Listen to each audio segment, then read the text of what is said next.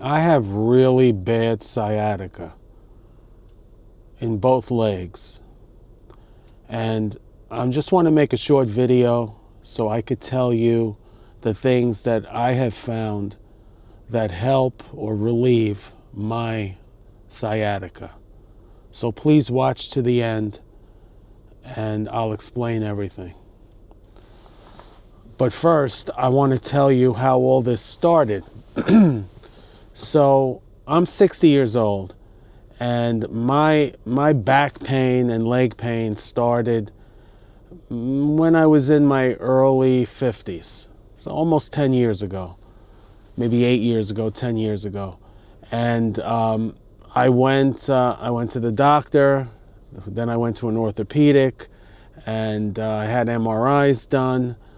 And basically, it turns out I have spinal stenosis, central canal stenosis. So the spinal cord itself is being pinched. And in my particular case, it's at L5, which my doctors tell me that's like where almost everyone has this problem. And it started with just a lower back ache.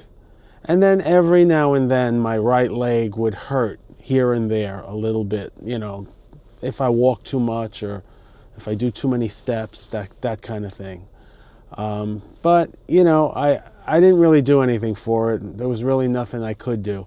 My doctor explained to me that 80%, 85% of people over 50 have spinal stenosis on an MRI. But a lot of them have no pain, and most of them just live with it. Not the vast majority don't end up needing surgery. My stenosis was, I think he said it was moderate. It's funny because I had one doctor to look at it and say, oh, that's severe. Another doctor said, no, I would call it moderate. So it seems like there's a lot of leeway there with opinions. But anyway, fast forward to the last 2 years, it's been getting worse and worse. I work every day. I do a lot of driving and a lot of walking. It just starts to really bother me. It was the right leg has always been the problem. So about 2 years ago, year and a half ago, I would say 2 years ago, my doctor recommended epidural steroid injections. So I did that. I tried an epidural steroid injection. And man, after that, I felt great. I was good for about 3 months with no pain. And then it slowly started coming back. Now the injection was done in the L5, vertebrae or disc area. So it really helped a lot. I was surprised. If you Google steroid injections for back pain, you get all sorts of mixed reviews and scary stories. In my particular case, it helped. But you can only have 3 of those a year. So I probably 2 years ago, I would say in I guess that was 2023. I think I had 2 in 2023. Last year I had 3 injections, and I'm back to the point now. My last injection was exactly 3 months ago. So I'm about due for another steroid injection. I have no problem with getting these injections. I really don't have any side effects other than the only side effect is no pain. But it's temporary. It's only for 3 months. But, if you're in pain every day, 3 months of no pain or pain relief is a big deal. Because people say, well, it's only a Band-Aid, the steroid injection. Why do you do it? It's temporary. It doesn't last. I'll take the 3 months. I'll gladly take the 3 months. But my doctor did say, we can't do 3 injections a year for the next 20 years. So it's just, a stopgap. Eventually, I'm probably going to need surgery, which I'm trying to avoid like hell. But so that's one thing I do. That's one of the things I do. Also, I take ibuprofen. I take Advil.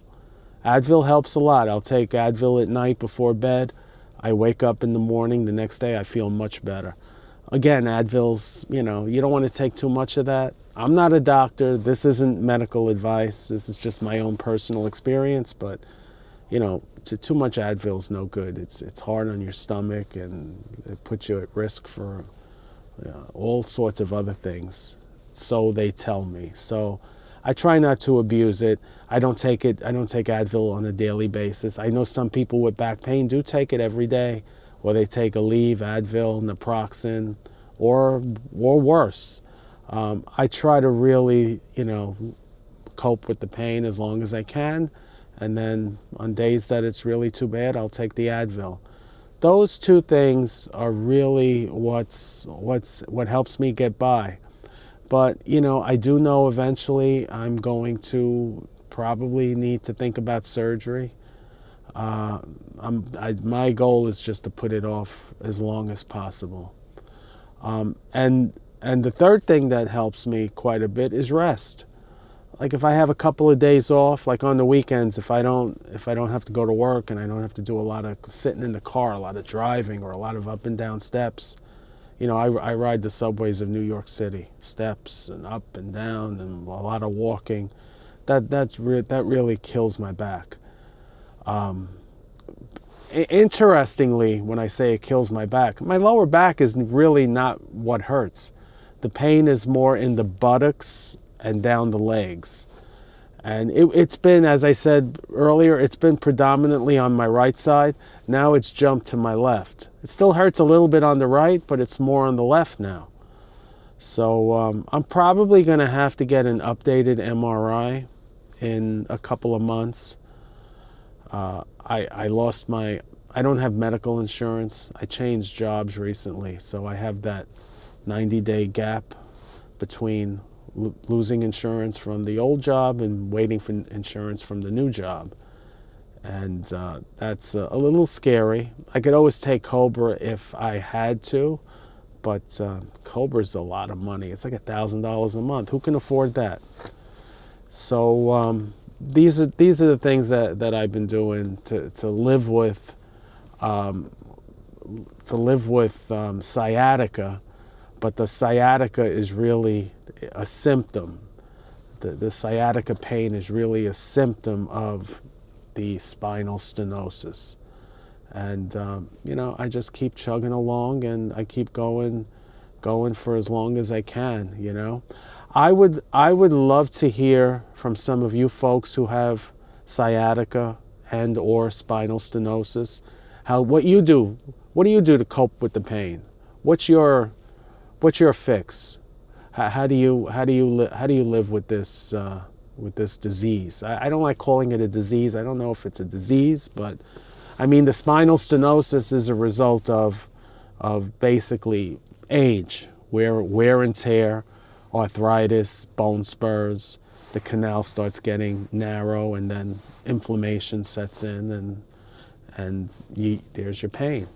But yeah, let me know what you guys do. Please comment below. I want to know what you do to alleviate your pain if you're suffering from this, or if you know someone who's suffering from this.